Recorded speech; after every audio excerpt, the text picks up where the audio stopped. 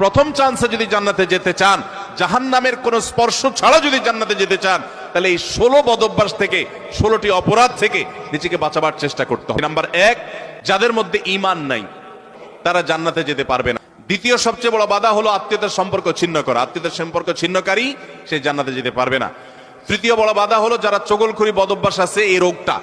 চতুর্থ, প্রতিবেশীকে কষ্ট দেওয়ার রোগ যাদের আছে। 5 নম্বর হলো অহংকার। 6 নম্বর হলো প্রতারণা করা, মানুষের সাথে মানুষকে ধোঁকা দেওয়া। 7 নম্বর হলো দান করার পর খোঁটা দেওয়া। 8 নম্বর হলো কৃপণতা। 9 নম্বর হলো ঘুষ দেওয়া নেওয়া। 10 নম্বর হলো মা বাবার নাফরমানি করা, মা বাবার অবাধ্য হওয়া, মা বাবার অসম্মান করা। 11 নম্বর হলো মাদক আসক্ত হওয়া।